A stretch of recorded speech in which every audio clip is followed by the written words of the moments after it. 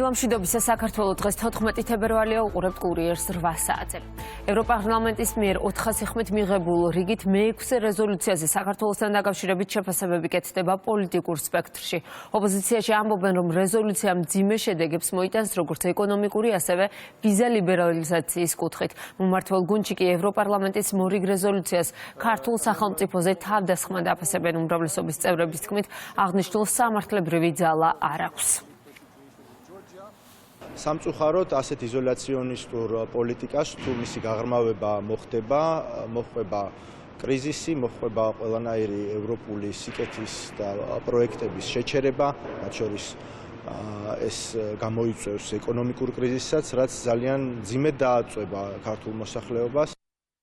ამ რეზოლუციის ფასი ჩვენთვის არის 0 ფაქტობრივად, იმიტომ რომ ისევ როგორც წინა რეზოლუციებს არ მოყოლია არანაირი პრაქტიკული შედეგი, ასევე იმედოვნებ ჩვენ რომ არც ამ რეზოლუციას მოყვება რაიმე შედეგი ჩვენთან მიმართებაში, თუმცა რა თქმა უნდა, გულდასაწყვეტია, რომ ევროპარლამენტარები თვლიან, რომ მათი გადასაწყვეტია ქვეყანაში არჩევნების ლეგიტიმაციის საკითხი, მათი გადასაწყვეტია არჩევნების დანიშვნის საკითხი. სამწუხაროა, რომ ევროკავშირში ჯერ კიდევ გძლავრია გარე გავლენები და ჩარევები, რომლებიც ხორციელდება ჩვენ ქვეყანასთან მიმართებაში.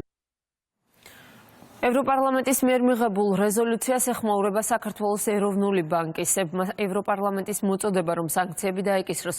საქართველოს ეროვნული ბანკის მოქმედ პრეზიდენტს ქვეყნის დამოუკიდებელ საფინანსო რეგულატორზე პოლიტიკური ზეწოლის კლასიკურ მაგალითად შეაფასა, რომლის უკან გარკვეული ადგილობრივი პოლიტიკური ძალებით განან. სამწუხაროა, რომ ეს ძალები სუბიექტური პოლიტიკური ინტერესების მიღწევის მიზნით ცდილობენ საფრთხეს შეუქმნან ქვეყნის ეკონომიკურ განვითარებას და საფინანსო სექტორის სტაბილურობას. აღნიშნული მიზნები მისაღწევად სამწუხაროდ გამოიყენეს ევროპარლამენტის პლატფორმა, წერია ეროვნული ბანკის განცხადებაში. ნაციონალური მოძრაობის სახელისუფლებო საქმიანობასთან დაკავშირებით პარლამენტში დროებითი საგამოძიებო კომისიის მუშაობა აქტიურ ფაზაში შედის.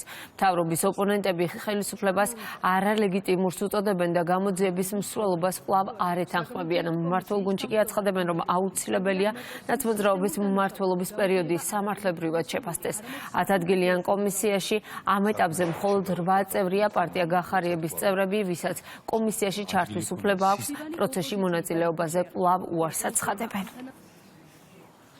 ამ კომისიასთან დაკავშირებით პირველ რიგში უნდა აღვნიშნოთ, რომ ის არის შექმნილი არალეგიტიმური პარლამენტის მიერ, დაკომპლექტებულია ყოველად გაუგონარი წევრებით. ესენი არიან ადამიანები, რომლებსაც სამართლიანობასთან არავითარი კავშირი არ აქვთ.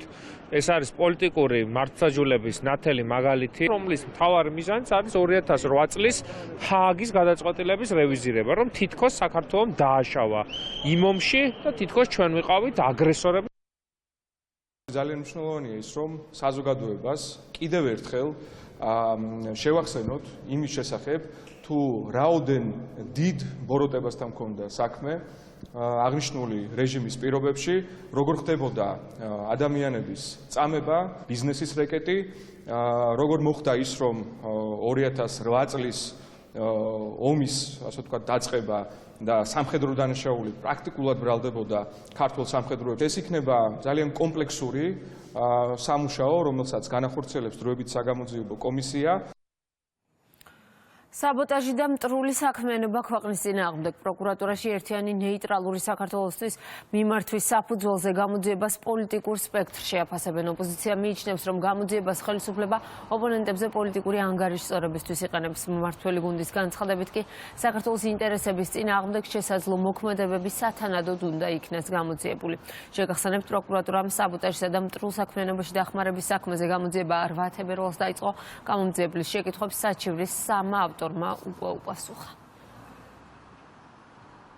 სახელმწიფო უსაფრთხოების სამსახურმა ის 10-მდე თუ 8-მდე საქმე დაასრულოს სახელმწიფო გადატრიალების მუხლით დაწყებული, რომელიც წლებია გვესმის, მათ შორის გიორგი გახარიაზე რო გაკეთდა განცხადებები თავის დროზე სახელმწიფო გადატრიალების მცდელობაზე და ამ მიმართულებით თითქოს რომ გამოძიება დაიწყო და მერე ვისაუბროთ საერთოდ რა პროკურატურის ობიექტურ გამოძიებაზე შეიძლება გქონდეს საუბარი ქვეყანაში, სადაც ესეთი ტიპის საქმეებს გძრავენ პოლიტიკური სარჩულით მხოლოდ. ძალიან დიდი ინტერესით დავაკვირდებით და დავაკვირდებით იმ გამოძიებას, რომელიც მიმდინარეობს, განსაკუთრებით მაშინ, როდესაც საქმე ეხება საბოტაჟის მცდელობას და ჩვენ ქვეყანაში არეულობის შემოტანის მცდელობას, რიგ მუხლებთან დაკავშირებით კეთდება განცხადებები, რომლებიც პირდაპირ სახელმწიფო უსაფრთხოების თუ სახელმწიფო ინტერესის წინააღმდეგ მიმართული დანაშაულებების შესაძლებელია, რომ არსებობდეს სახეზე და უნიშნელოვანესია, რა თქმა უნდა, როდესაც ასეთ გარემოებებზე ხდება საუბარი, ბოლომდე იყოს მიყვანილი გამოძიება. მოლაპარაკებებისას ჩვენ უნდა დავაყენოთ უკრაინას საუკეთესო შესაძლო მდგომარეობაში. ამის შესახებ ნატოს გენერალურმა მდივანმა მარკ რუტემ ნატოს თავდაცვის მინისტრების შეხვედრის შემდეგ განაცხადა. მისი თქმით, მოლაპარაკებები წარმატებული იქნება და მნიშვნელოვანია, რომ სამშვიდობო შეთანხმება შედგეს. ნატოს გენერალური მდივნის განცხადებით, ნატოს მოკავშირეებმა სამშვიდობო მოლაპარაკებების შესახებ პრეზიდენტი ტრამპის ინიციატივა გაითვალისწინეს და აღნიშნეს, რომ საჭიროა სასტიკი აგრესიული ომი დასრულდეს სამართლიანი და ხანგრძლივი გზით. რუტემ ასევე ისაუბრა, რომ ალიანსმა ვალდებულება აიღო მისცეს უკრაინას ნატოს წევრობა მომავალში, თუმცა არასდროს დაპირებია, რომ ეს რუსეთთან სამშვიდობო მოლაპარაკებების პირობით მოხდება.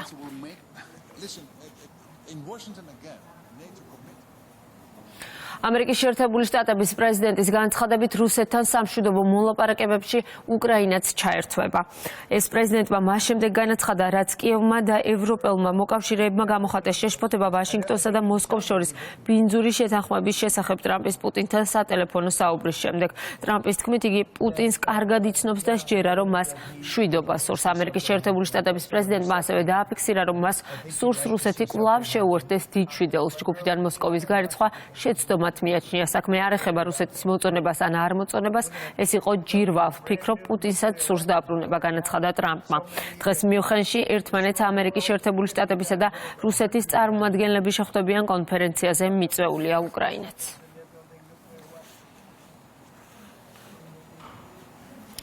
ჩვენ ზურგს უკან მიღწეული შეთანხმება უბრალოდ არ იმუშავებს. ნებისმიერი გარიგებისთვის გვჭირდება ევროპელები და უკრაინელები. ამის შესახებ ევროკავშირის უმაღლესმა წარმომადგენელმა კაია კალასმა ჟურნალისტებთან საუბრისას განაცხადა. უკრაინის ნატოში გაწევრიანების საკითხზე საუბრისას კალასმა აღნიშნა, რომ არაფერი უნდა გამოირიცხოს მოლაპარაკებების დაწყებამდე, რადგან ეს რუსეთს არგებს.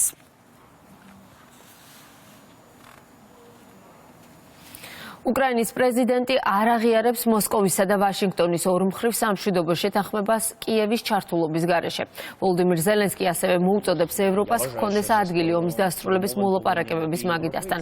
სამშვიდობო მოლაპარაკებებზე საუბრის დაწყების მიუხედავად უკრაინაში ომი გრძელდება. საჰაერო განგაში ღამით რამდენიმე ოლქში, მათ შორის კიევში, ბალისტიკური რაკეტებისა და დრონების საფრთხის გამო ჩაერთო დაიბომბა. სუმის ოლქის სასაზღვრო დასახლებები დაფიქსირდა 120-მდე აფეთქება. უკრაინის გენერალური შტაბის ინფორმაციით, გასული 24 საათის განმავლობაში ფრონტზე სულ 107 საბრძოლო შეტაკება განხორციელდა.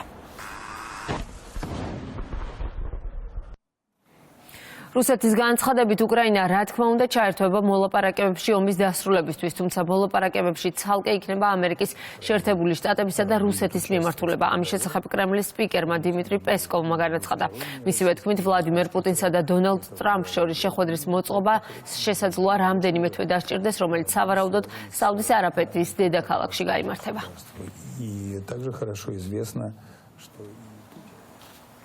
ამერიკის შეერთებული შტატების სახაზინო დეპარტამენტმა სისხლის სამართლის საერთაშორისო სასამართლოს პროკურორს კარიმ ხანს სანქციები დაუწესა. ყველა აქტივი, რომელსაც ფლობს პროკურორი, გაყინულია და მას ქვეყანაში შესვლა ეკრძალება. სანქციებს ხელი დონალდ ტრამპმა გასულ კვირას მოაწერა.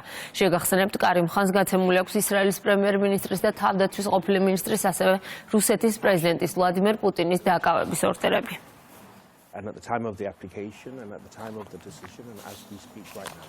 ამერიკის შეერთებული შტატების პრეზიდენტის ადმინისტრაციამ ნეტს დაფინანსება შეუჩერა. სახაზინო დეპარტამენტმა უარი განაცხადა თანხების გაცემაზე.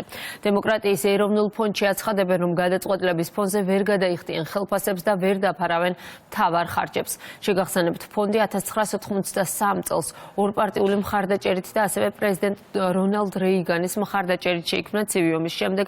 ფონდმა გააფართოვა თავისი მისია და გრანტები გასცა პროდემოკრატიული არასამთავრობო ორგანიზაციებისთვის ირანში, ჩინეთში, ვენესუელასა და კუბაში ავტორიტარული სისტემების წინააღმდეგ.